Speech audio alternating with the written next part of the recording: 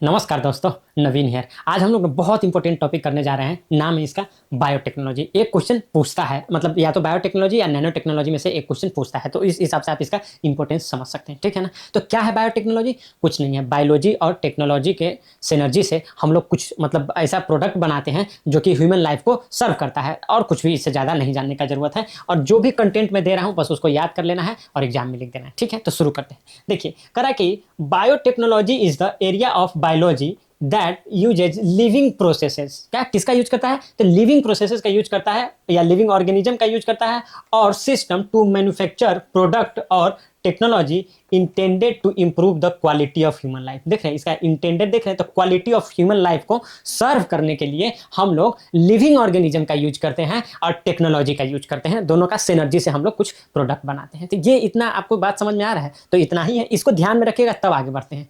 कुछ एग्जाम्पल बता देते हैं। अरे ये एग्जाम्पल इसका ये है। एक हमको याद आ रहा है, आईवीएफ। आप सिद्धू मूसेवाला का नाम सुने होंगे क्या? हाँ, देखिए सिद्धू मूसेवाला जो थे ना, सिद्धू मूसेवाला, तो ये बहुत बड़े सिंगर थे। तो इनका 2022 में ना इनका मतलब कि मर्डर हो जाता है। ठीक है। तो उसके बाद क्या होता है ना, तो उस टाइम इसके पिताजी और मम्मी का एज आप देखिएगा तो ये 68 एंड 58 ईयर ओल्ड रहता है रिस्पेक्टिवली। ठीक है। अब इतना साल के कोई हो जाए तो मतलब and they wanted to have a kid, तो बच्चा उनको चाहिए था, तो वो इतना एज हो गया तो फिर तो वो प्रेगनेंसी एंड ऑल तो दिक्कत हो। तो क्या किया गया ना, तो ऐसा करके क्या किया गया कि एग लिया गया प्लस स्पर्म लिया गया, और तब इससे क्या है, इम्ब्रायो बनाया गया। ठीक है ना। जब इम्ब्रायो बना के तब इसको क्या, यूट्रस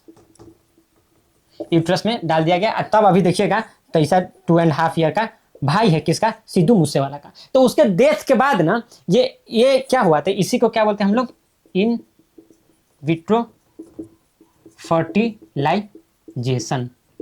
इसको क्या बोलते हैं? आईवीएफ।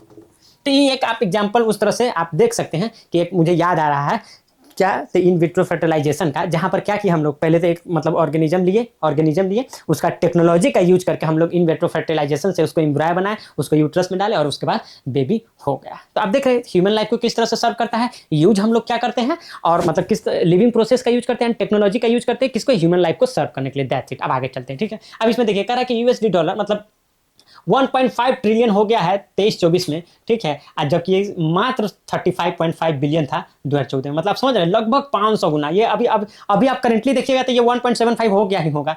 तो उतना ज़्यादा ये हो गया है। ठीक है ना। आप मतलब 1 बिलियन तो मतलब समझ रहे हैं, 1000 बिलियन 1 ट्रिलियन होता है। तो उस हिसाब से आप देख सकते हैं कि इतना ज़्यादा गुना कितना कम दिन में हो गया। तो ये एकदम मतलब अभी समझिए ना, इमर्जिंग टेक्नोलॉजी है, और ये मतलब लिप्स एंड बाउंड टाइप से बढ़ते जा रहा है। कह रहा है India among the top 12 destination. देखिए टॉप 12 डेस्टिनेशन में अभी है, लेकिन विथ टाइम ना और पीछे चला जाएगा। जिस तरह से गवर्नमेंट चल रहा है और जिस तरह से हमारा R&D पे खर्च हो रहा है, तो हम लोग आराम से पीछे चल जाएंगे। Don't worry about that. For biotechnology in the world, तो अभी तो 12 डेस्टिनेशन में, तो ये आपको लिख देना है। अब देखिए 3% share in global biotech industry. ठीक है। तो यहाँ पर अभी अपना कितना शेयर है? 3% शेयर है। Contribute to 4% to GDP. तो अभी अपने जीडीपी का क्या है? 4% कंट्रीब्यूशन यहाँ से आता है, और ये इंप्लॉय करता है अभी 2 मिलियन प्लस लोगों को। अभी ये करेंटली इंप्लॉय करना। तो ये डेटा आपको याद रखना। 4-5 डेटा है कि आप देख लीजिएगा कि 35 बिलियन से कहाँ 1.5 ट्रिलियन तक चला गया है। ठीक है। 2 मिलियन प्लस लोगों को इंप्लॉय करता है, टॉप 12 डेस्टिनेशन में अपना आता है, और जीडीपी का 4% और वर्ल्ड का 3% हमारा शेयर जो है कि ग्लोबल बायोटेक इंडस्ट्री में, और 4% जीडीपी को कंट्रीब्यूट करता है इंडिया में। तो ये एक डेटा है, ये हैंडी याद रहेगा ना, तो आप लिखिएगा तो थोड़ा एग्जामिनर को जो है ना, वो एजुकेटेड वाला कहेगा हाँ पढ़ा लिखा लड़का है, तो वो वाला फिलहाल। अब हम लोग क्या करते हैं ना, देखते हैं सेक्टर वाइज अचीवमेंट क्या है। और इसमें भी मैं आपको बता दूं, जिस तरह से नैनो टेक्नोलॉजी का है, health and agriculture is like most important sectors of all. उसके बाद थोड़ा बहुत सब सेक्टर को देख लेंगे। तो यही सेम मतलब हम लोग का यहाँ पर भी सेम पाथ रहेगा, और उसी तरह से लेक्चर को बाइंड अप करेंगे। देखिए तो कह रहा है क्या, in the face of emerging disease. अब देखिए क्या अभी क्या चल रहा है, तो इमर्जिंग डिजीज का टाइम चल रहा है। ठीक है ना। Anti microbial resistant. अब ये देखिए एंटी माइक्रोबियल रेजिस्टेंस का मतलब समझ रहे हैं कि आप जो भी आपके बॉडी में जो एंटीजन आ रहा है बाहर से, तो भाई वो बहुत रेजिस्टेंट है, वो मर ही नहीं रहा है आसानी से। तो वो बात कर रहा है। राइजिंग हेल्थ केयर कॉस्ट कितना राइज हो गया, तो वो तो आप देख ही सकते हैं। Biotechnology has become a critical driver. क्या? हाँ, ये क्रिटिकल ड्राइवर है किसके लिए? तो मॉडर्न हेल्थ केयर के लिए क्या है? क्रिटिकल ड्राइवर है। बाई इनेबलिंग अर्ली डायग्नोसिस, ये क्या करता है? अर्ली डायग्नोसिस करता है, टारगेटेड थेरेपी करता है, एंड प्रिवेंटिव मेडिसिन देता है। ठीक है। तो आप देखिएगा टीटी, हम इसे याद कर लेते हैं। एक तो हो गया टीटी, और एक तो हो गया ईडी, ठीक है। और ये पीएम क्या होता है, ईडी का छापा भेज मारता है कि नहीं, तो इसीलिए प्रिवेंटिव मेडिसिन हो गया, इन्हें क्या है, अर्ली डायग्नोसिस हो गया, ठीक है ना, इनेबलिंग अर्ली डायग्नोसिस। तो अर्ली एक याद रखिएगा, अर्ली, टारगेटेड एंड प्रिवेंटिव, तो इस तरह से इसको आप याद रखिएगा, ठीक है। तो ये रहा आपका, मतलब अगर हेल्थ का पूछ दिया तो एक बेसिक सा इंट्रोडक्शन रहा, तो इसको आप देख लीजिएगा, ठीक है। अब आते हैं हम लोग एप्लीकेशन में, क्या है एप्लीकेशन इसका, मतलब हेल्थ केयर में। तो एप्लीकेशन में देखिए, वैक्सीन डेवलपमेंट, तो ये क्या करता है, वैक्सीन डेवलपमेंट करता है आपके, मतलब वैक्सीन का या तो इंजेक्शन वगैरह दे देता है, या जैसे आप देखे थे ना कोविड के टाइम में आपको कोविशील्ड या कोवैक्सीन वाला ये लगता था, तो कोवैक्सीन टू फाइट कोविड, तो ये क्या है, आपको बीमारी से फाइट करने के लिए वो आपको वैक्सीन बना के दे दिया जाता है। Recombinant DNA technology, recombinant DNA technology का यूज करते हैं, और क्या करते हैं, producing insulin using bacteria. Insulin आप समझते हैं ना, डायबिटीज पेशेंट को बहुत जरूरत होता है, रेगुलर डोज देना होता है किसका, इंसुलिन का, तो वो जरूरत होता है। इस stem cell therapy, stem cell therapy का क्या करेंगे, stem cells are used to repair damage tissue, क्या, हाँ, डैमेज टिश्यू को रिपेयर करने में इसका यूज किया जाता है, जैसे ट्रीटमेंट ऑफ स्पाइनल इंजरी, तो कोई भी चीज का जो इंजरी हो तो उसका, और आपका टिश्यू इंजर्ड हो जाए, ठीक है ना, कहीं का भी टिश्यू इंजर्ड हो जाए तो उस टिश्यू को मतलब ऐसा रिपेयर करने के लिए हम लोग स्टेम सेल थेरेपी का यूज करते हैं सर। बायोफार्मा में देखिए, टारगेटेड मेडिसिन, यही बात हो रहा था, वही प्रिवेंटिव मेडिसिन देंगे, targeted medicine like monoclonal antibodies. Antibodies समझते हैं ना, जैसे आपके शरीर में कुछ एंटीजन आता है तो आपका शरीर क्या करता है, वो एंटीबॉडी बनाता है, जो एंटीबॉडी उसको मार देता है तो आपका क्या, वो एंटीजन मर जाता है। तो वही अभी ना बात हो रहा है यहाँ पर, एंटीमाइक्रोबियल रेजिस्टेंट, मतलब वो आसानी से मर ही नहीं रहा है, आपका शरीर जो एंटीबॉडी बना रहा है उससे एंटीजन मर ही नहीं रहा है, तो वो antibodies to treat cancer by attacking only harmful cell, तो हार्मफुल सेल को अब कह रहा है कि बायोडिग्रेडेबल स्टेंट, देखिए stent that dissolve after healing blocked arteries, ठीक है। क्या करा है, reduce need for the repeat surgery. तो आप देखिए, जैसे आप बताए थे ना, क्या बोलते हैं कि high density cholesterol and low density cholesterol, ऐसा करके बताए थे। तो हम उसमें बताए थे ना कि जो मतलब हाई डेंसिटी वाला होता है तो निकला, लेकिन जो लो डेंसिटी वाला लिपोप्रोटीन होता है तो वो उसमें रह जाता है। तो उसके लिए क्या, वो क्या है कि कोलेस्ट्रॉल से आपका क्या है कि आर्टरीज जो है कि वो ये हो जाता है, मतलब कि जाम हो जाता है, और उससे क्या हो जाता है कि ब्लड का सर्कुलेशन भी रुक जाता है, और तो क्या होता है कि हार्ट अटैक और हार्ट स्ट्रोक वो उसका कॉजिंग हो जाता है। तो उसका ट्रीटमेंट के लिए क्या करते हैं ना हम लोग, तो ये स्टेंट जो है कि उसमें यूज करते हैं, रॉड लाइक रहता है, जैसे मान लीजिए कि यही है तो इसी को उसके अंदर घुसा देते हैं आर्टरीज के, तो फिर तो क्या करता है, वॉल्व बना देता है, जगह बनाता है, धीरे धीरे जब देखता है अपना काम करने लगता है ना ठीक से, तो उसको क्या करते हैं, फिर से हम लोग ये करके सर्जरी करके हटाते हैं। बट अगर ये बायोडिग्रेडेबल होगा तो फिर दोबारा सर्जरी नहीं करना पड़ेगा, ऐसे ही हट जाएगा। तो वही बात कर रहा है। अब कह रहा है कि इंजाइम रिप्लेसमेंट थेरेपी, तो कह रहा है enzyme to replace missing ones in patient treating, क्या कर रहा है, रेयर जेनेटिक डिसऑर्डर इफेक्टिवली। तो अगर कोई जेनेटिक डिसऑर्डर हो जाए तो वो भी आप क्या करेंगे, तो इंजाइम रिप्लेसमेंट थेरेपी से उसको वहां से काट के हटा देंगे, मतलब जो भी जेनेटिक डिजीज है तो वो जीन्स को वहां से हटा देंगे और उसको मतलब दूसरा वाला पॉजिटिव वाला डिजायरेबल वाला से लगा देंगे, तो क्या हो जाएगा, तो वो ये डिसऑर्डर को, रेयर जेनेटिक डिसऑर्डर को भी इफेक्टिवली हम लोग ट्रीट कर सकते हैं। 3D प्रिंटेड प्रोस्थेटिक्स, तो ये प्रोस्थेटिक मतलब क्या होता है कि मतलब ये आप समझिए ना, तो शरीर का जो पार्ट होता है ना, जैसे मान लीजिए किसे हैंड हो गया, लेग हो गया, कोई भी शरीर का पार्ट हो गया तो उसी को बोलते हैं 3D प्रिंटेड प्रोस्थेटिक्स। तो करा एग्जांपल कस्टम लिम्स, तो वही लिम्स या हाथ पैर, ठीक है ना, कंबाइंस 3D प्रिंटिंग एंड क्या बोलता है, बायोकम्पेटेबल मटेरियल्स टू क्रिएट। बायोकम्पेटेबल मटेरियल मतलब क्या, मतलब वो ऐसा करके कोई टॉक्सिक ऑक्सिक ना हो, ठीक है ना, बायोकम्पेटेबल हो, आराम से प्रोसेस में हिस्सा हो जाए, to create low cost customize prosthetic limbs, ठीक है ना। तो ये प्रोस्थेटिक लिम्ब का मतलब यही होता है कि जो बोले ना कि अपना शरीर का कोई भाग को ऐसा 3D प्रिंटिंग से बना देगा, तो उस तरह का भी हम लोग टेक्नोलॉजी यूज करते हैं। तो देख रहे हैं ना यहाँ का कैसे टेक्नोलॉजी का यूज करके आप बायोलॉजिकल चीज को हम लोग यूज करते हैं। ये वही वाला बात हो गया, जैसे आप देखते होंगे लिजार्ड एंड ऑल को देखते होंगे, तो लिजार्ड का कैसे टेल जो रहता है अगर कट भी गया ना तो फिर से उसका पूंछ जो है कैसे निकल आता है, वो बड़ा हो जाता है एकदम इजीली। अपना हाथ कट जाता है तो नहीं ना निकल जाता है आराम से, लेकिन हाँ अपना हाथ को हम इस तरह से 3D प्रिंटिंग से बना के उसको एकदम अच्छा से लगा सकते हैं। तो वो चीज़ करता है, लो कॉस्ट भी होगा, ठीक है ना, ये मतलब बहुत लाइटर भी होता है, बहुत स्ट्रॉन्गर भी होता है। तो उस तरह का एक्सपेरिमेंट हम लोग यहाँ पर कर रहे हैं। हमें कुछ समझ में नहीं आ रहा भाई, इसमें क्या समझ में नहीं आ रहा। देखिए मतलब थोड़ा बहुत तो बायोलॉजी है, अब वो प्रोसेस हमको ऐसा लगता है कि अपन लोग को उतना ज़्यादा जरूरी नहीं है, इसीलिए हम उतना बता नहीं रहे हैं। और that's one thing. And second thing, I think you already know ना कि जैसे वैक्सीन कैसे डेवलप होता है, कि जैसे हम लोग एटेन्यूएटेड वायरस को अपना शरीर में डालते हैं और उसके बाद तो वो फिर हमारा शरीर उस तरह से डेवलप कर जाता है, इसको आपको पता ही होगा। स्टेम सेल तो मतलब पता, अच्छा चलिए ठीक है, हम थोड़ा बहुत ना हम मतलब बता देते हैं, ठीक है ना। ये सब तो आप देख ही लिए ना, ये देख लिए emerging disease and antibiotic resistance वगैरह देख लिए। तो हम है ना एक बेसिक जो है ना थोड़ा सा हम आपको बता देते हैं। चलिए ठीक है, और अब मतलब थोड़ा सा हम आपको बताते हैं कि चलिए शुरू करते हैं वैक्सीन डेवलपमेंट से। तो वैक्सीन का देखिए, वैक्सीन कैसे डेवलप होता है ना, तो एटेन्यूएटेड हम लोग ना वायरस लेते हैं, एटेन्यूएटेड वायरस, हाँ एटेन्यूएटेड वायरस लेते हैं और उसको ना हम शरीर में इंजेक्ट करते हैं। जैसे देखिए यहाँ पर ध्यान से देखिए, आप लोग को हम थोड़ा सा बता देते हैं, 5 मिनट का समय लेंगे and I will explain things and it will make you understand, अगर आप चीज़ों को समझना चाह रहे हैं अच्छा से। तो देखिए ये एटेन्यूएटेड वायरस लेते हैं हम लोग। एटेन्यूएटेड वायरस का मतलब होता है ना, तक मतलब कि ऑलमोस्ट डेड या बहुत वीक, इस तरह से जो रहता है ना, तो या तो ऑलमोस्ट डेड या बहुत वीक वायरस हम लोग लेते हैं और उसको शरीर के अंदर डालते हैं, ठीक है। तो ये जो होता है ना, तो देखिए ये होता है क्या, एंटीजन। तो ये एंटीजन है और ये समझ लीजिए कि मान लीजिए कि आपका शरीर है, तो ये जो एंटीजन हमारे शरीर में आता है ना, तो हमारा शरीर क्या बनाता है, तो एंटीबॉडी बनाता है और इसको मार देता है, ठीक है ना। तो ये एंटीबॉडी आप देखिएगा जैसे कि बी सेल का ये काम होता है, बी सेल का, तो बी सेल का काम होता है कि बहुत एंटीबॉडी बनाता है, उससे मार देता है। टी सेल तो डायरेक्ट मार देता है, तो वो तो आपको पता ही होगा, तो इसका भी बात नहीं करते। तो बी सेल एंटीबॉडी बनाता है, वो मार देता है एंटीजन को। तो अब देखिए चूंकि जो कोरोना वायरस आया ना, तो उस तरह का कभी हम वायरस से हम लोग कोई अब कभी अनकाउंटर नहीं किए थे और कभी उस तरह का, तो फिर हमारे अंदर वो एंटीबॉडीज कभी बना नहीं था, तो आया तो बनते बनते जब तक ये बहुत डोमिनेट कर देता था और आदमी मर जाता था, तो ये हो रहा था। तो ऐसा किया गया ना कि वो जो कोरोना वायरस था, तो उसका डेड वाला लेकर तब अपने शरीर में दिया गया और अपना एंटीबॉडीज को तैयार किया कि इस तरह का कुछ है ना तो मार दीजिएगा। तो यही डेड वाला जो कोवैक्सीन है ना सर, तो वही डेड वाला जो डाला गया ना वो कोवैक्सीन रहा, और वही हम बोले ना वीक वाला जो डाला गया शरीर में इंजेक्शन के थ्रू, सो दैट कि अपना शरीर जो है, जो अपना जो ऐसा करके बी सेल है वो एंटीबॉडी बनाने लगे जो कि मार दे किसको, तो मतलब कि जो कोरोना वायरस है उसको, तो उसको कोविशील्ड कहा गया।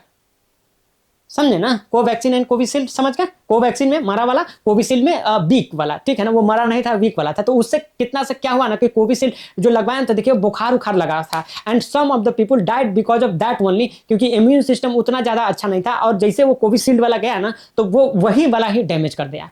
तो वो चीज है, तो ये कोविशील्ड एंड कोवैक्सीन वाला आप समझ गए होंगे। तो ये यहाँ से क्या हो गया आपका, तो यही वैक्सीन, ये सिर्फ हम कोरोना का नहीं बता रहे, कोई भी वैक्सीन का ना सर यही प्रक्रिया होता है कि उसमें क्या होता है कि ऑलमोस्ट डेड या वीक वायरस को शरीर में डाला जाता है, सो दैट कि हमारा बी सेल को पता चल जाता है कि हाँ भाई कि भाई कि अपना क्या है कि एंटीबॉडीज बनाना है, अब इस तरह का कोई आएगा तो हम लोग को मार देना है। तो बाद में उसका ओरिजिनल वाला भी आता है तो एंटीबॉडीज बन जाता है और वो एंटीजन को मार देता है। तो ये रहा आपका क्या, वायरस से रिलेटेड एंड ऑल। अब देखिए रिकॉम्बिनेंट डीएनए टेक्नोलॉजी प्रोड्यूसिंग। अब रिकॉम्बिनेंट डीएनए टेक्नोलॉजी क्या होता है, अब देखिए सर, आप देखिए कि आप मान लीजिए कि आप ये देखिए ये जेली फिश है, हम थोड़ा सा ना मतलब थोड़ा सा बता देते हैं ऐसा करके कि that will make you understand. तो ये जेलीफिश समझिए किससे, समझिए कि ये ग्लो करता है और हम चाह रहे हैं कि ये फ्रॉग भी हमारा क्या करे, ग्लो करे। ये गुण हम इसमें भी चाह रहे हैं, तो हम इसमें का कुछ जो इसमें कुछ ये जेनेटिक होगा, ये जेनेटिक प्रॉपर्टीज इसका होगा जिससे कि ये ग्लो कर रहा होगा, तो उसको हम ये आप समझिए तो ये डीएनए का ये स्ट्रक्चर है, तो इसमें से उसको काट लेंगे उतना पोर्शन को, ले जाके फ्रॉग वाला में,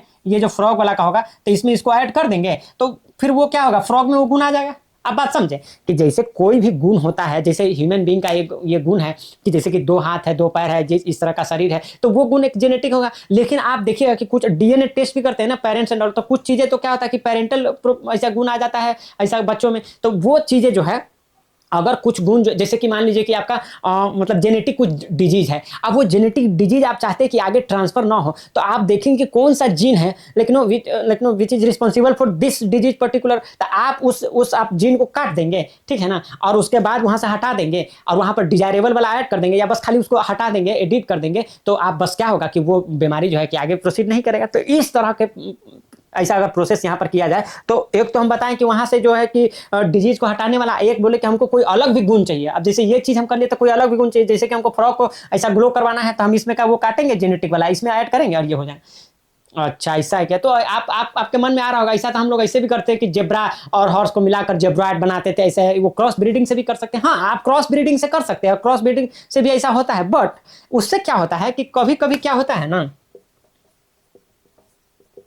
अनडिजायरेबल जो है ना प्रॉपर्टी जो है, अनडिजायरेबल प्रॉपर्टी भी क्या होता है ना एक्सप्रेस हो जाता है, वो भी आ जाता है, ठीक है ना, वो नेक्स्ट मतलब ऐसा करके जेनेटिक हो जाता है, नेक्स्ट जनरेशन में भी वो जाने लगता है, ठीक है। लेते कि अभी 1-2 जनरेशन में है तो फिर बाद में भी वो आ सकता है। तो वो जो हाइब्रिडाइजेशन का आप बात करते हैं ना, तो उसमें ये दिक्कत रहता है कि आप जो डिजायरेबल चाह रहे हैं ना, तो वो ना होके मतलब अनडिजायरेबल भी उसमें ऐड हो जाएगा, ये दोनों आ जाएगा। तो उस तरह से जैसे आप देखिए मान लीजिए कि गाँव में होता है ना कि ऐसा फर वाला जो रहता है वो झाबुर कुत्ता रहता है, एक होता है नॉर्मल कुत्ता रहता है जो अपना स्ट्रीट कुत्ता रहता है, वो झाबुर कुत्ता रहता है, ठीक है। तो उस तरह से आप देखिएगा तो हम तो अगर मान लीजिए कि आपको ऐसा स्ट्रीट वाला अपना जो नॉर्मल डॉग होता है, जो नॉर्मल कुत्ता सा होता है, उसमें अगर झाबुर कुत्ता वाला लगाना है तो उसमें आप उसके जेनेटिक्स में कुछ कुछ चेंज करके इसमें ऐड कर दीजिएगा तो आपका ये वाला बन जाएगा।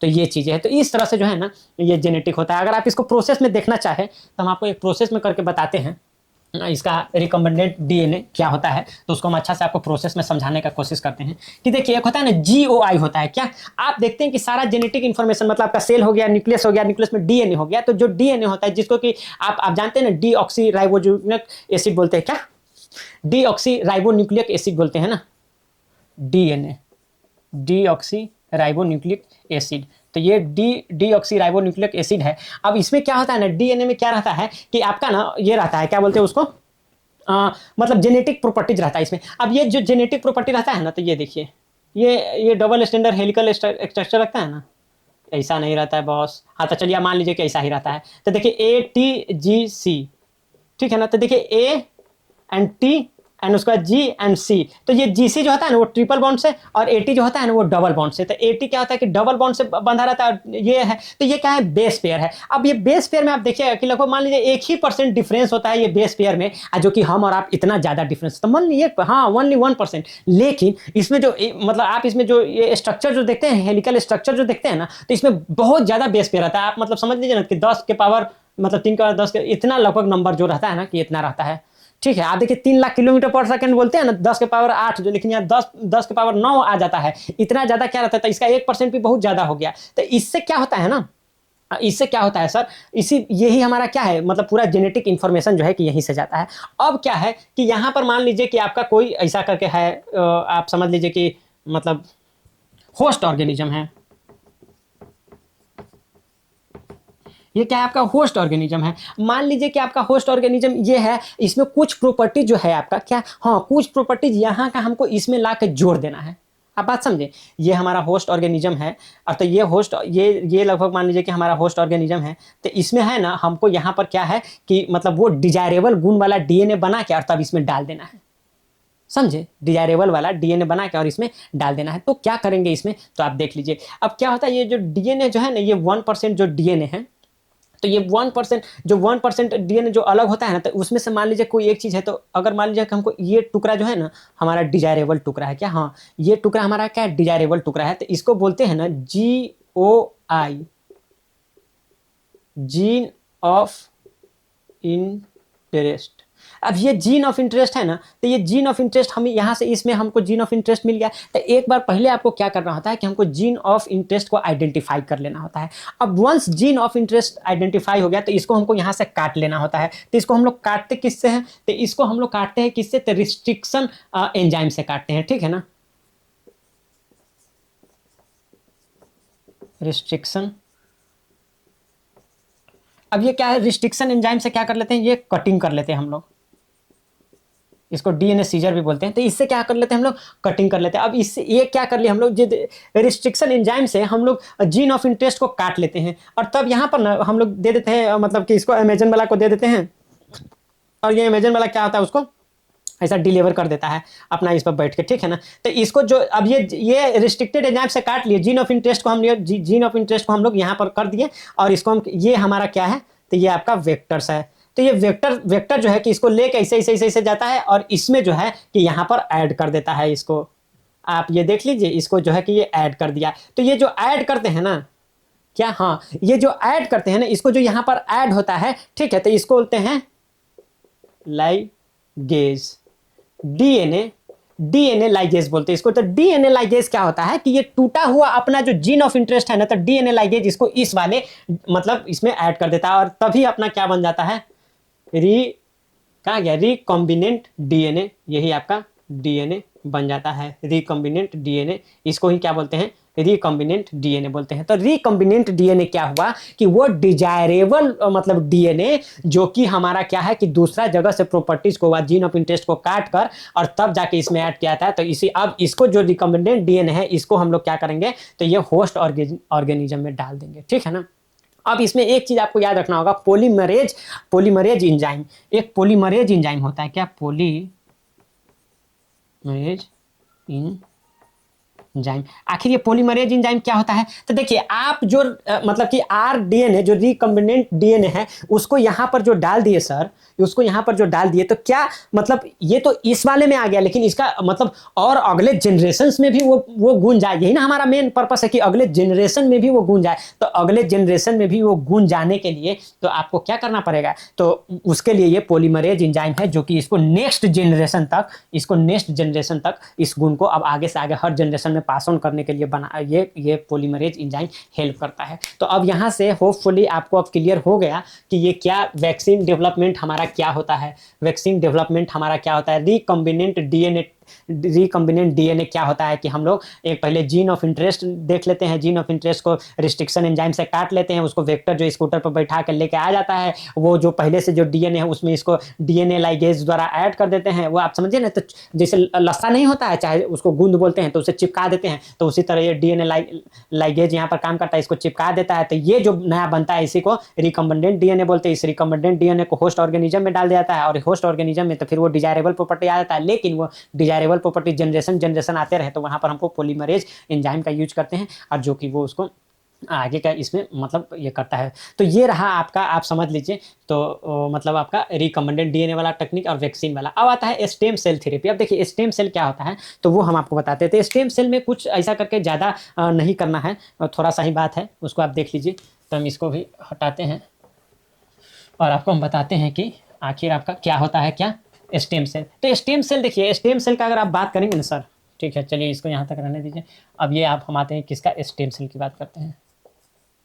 स्टेम सेल, तो ये स्टेम सेल कुछ भी नहीं होता है कि जैसे कि मान लीजिए कि एग लिए और प्लस स्पर्म लिए, तो ये एग और स्पर्म लिए तो यहाँ से क्या हो गया आपका जाइगोट बना।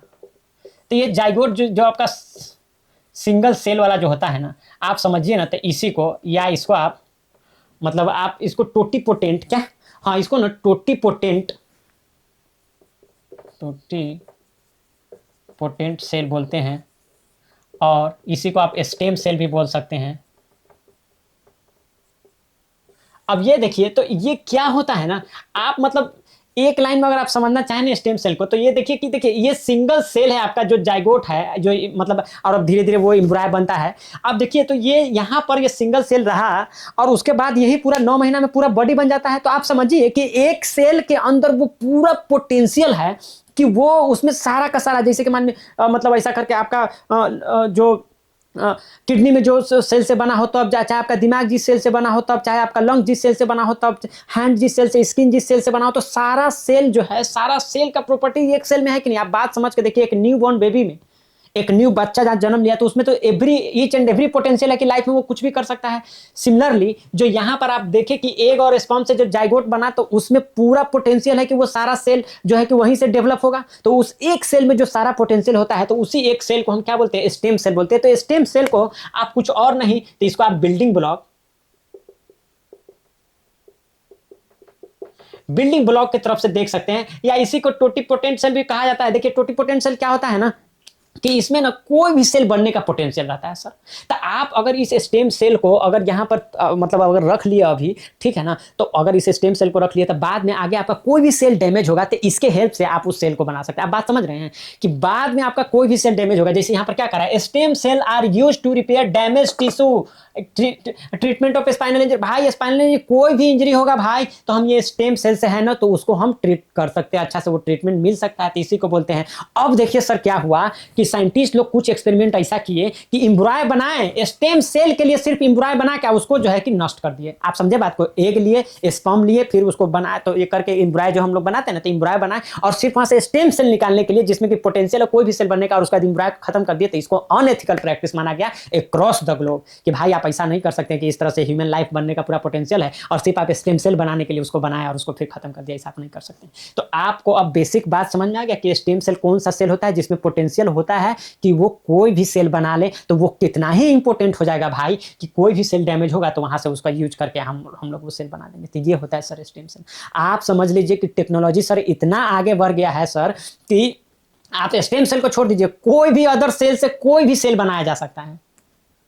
एक बार और सुन लीजिए, कोई भी अदर सेल से भी हम लोग कोई अदर सेल बना सकते हैं। ये इच्छाधारी नागिन नहीं है, ये इच्छाधारी ही है, कुछ भी मतलब ये मतलब ऐसा करके बन सकता है एकदम। आदमी है तो कबूतर बन जाएगा, तो सांप बन जाएगा, तो घोड़ा बन जाएगा, कुछ भी बन जाएगा, वैसा इच्छाधारी है ये स्टेम सेल। और अब तो स्टेम सेल था, अब धीरे धीरे जो अपना एक्सपेरिमेंट है ना तो उस लेवल पर पहुंचने जा रहा है कि forget about the stem cell, हम किसी भी सेल से कोई भी सेल, स्टेम सेल सर मतलब आप समझ लीजिए स्टेम सेल बहुत ऊपर का चीज है। आप समझिए वो मतलब पेड़ पौधा में ऐसा बन के आता है, वो आदमी का ऑर्गन बनाने का ये रखता है, कैपेसिटी रहता है। ये मूस का बना लिया स्टेम सेल, बिना उसका स्टेम सेल से डेवलप कर दिया, बिना उसका ये लिया, मतलब एग स्पर्म बिना हटाइए, उसी तरह से आर्टिफिशियल टाइप से जिंदा वाला बना दिया। मतलब आप समझिए कि एग्जाम हो जाएगा तो आप इस टेक्नोलॉजी को, नैनो टेक्नोलॉजी और बायोटेक्नोलॉजी को एक्सप्लोर कीजिएगा और मजा ही आ जाएगा आपको, ठीक है। तो फिर लेकिन टाइम बिंग के लिए बॉस इतना से आप काम चला लीजिए, आप देखिए आपको सब कुछ एक्सप्लेन हो जाएगा यहीं से। आपका स्टेम सेल थ्योरी देख लिए, रिकमेंडेड डीएनए, अब भाई इसी को जेनेटिक इंजीनियरिंग भी बोलते हैं। ये जो इतना जो यहाँ पर नाच गान हुआ है ना, इसी को जेनेटिक, तो जेनेटिक इंजीनियरिंग पूछे ना तो जेनेटिक इंजीनियरिंग इसी तरह से होता है। एक डीएनए लेते हैं,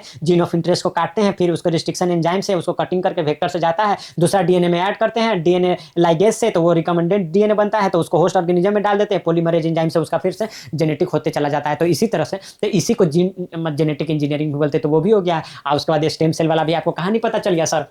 तो इस तरह से बायोफार्मा में टारगेटेड मेडिसिन, ये मोनोक्लोनल की बात ये आता है ना, तो सर आप ये समझिए जो हम आपको यहाँ पर बताए नहीं सर कि ये करके हम नहीं बताए थे कि यहाँ पर बी सेल रहेगा तो ये क्या बनाएगा, तो एंटीबॉडी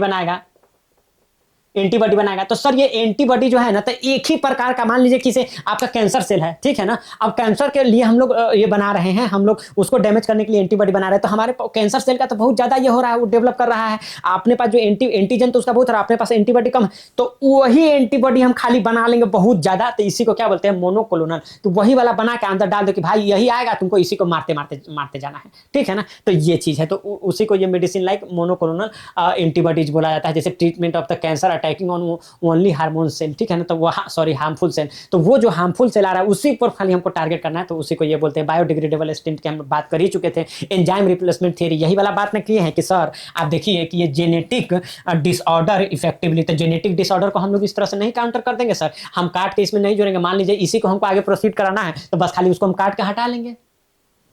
चमका भारत मतलब यही मान लीजिए कि हमारा दिक्कत वाला है, तो इसी में से जो जहां वाला दिक्कत वाला पार्ट है उसको काट के हम हटा लेंगे ना, जो जीन ऑफ इंटरेस्ट हमारा वही हो जाएगा। तो जो भी हटाना है हमको, तो जीन ऑफ इंटरेस्ट वही है ना, तो उसको हम हटा लेंगे, वहां से बात खत्म इसका मदद से, सिंपल। तो इससे क्या हो गया, डिसऑर्डर इफेक्टिवली हम लोग टेक केयर कर सकते कि नहीं है। ये 3D प्रिंटिंग बॉडी उडी का तो वो भी तो हम लोग अभी देख ही लिए ना सर, कि इस तरह से हम लोग इसका भी मदद से हम कर सकते हैं। फिर धीरे धीरे जो स्टेम सेल और इसका और डेवलप करेगा तो हम उसके भी हेल्प से अपना बॉडी पार्ट को ये कर सकते हैं। तो ये सब चीज़ रहा। अब इसका ना एक बार आप स्क्रीनशॉट ले लीजिए जो भी पोर्सन है, अब उसके बाद हम फिर आगे देखते हैं।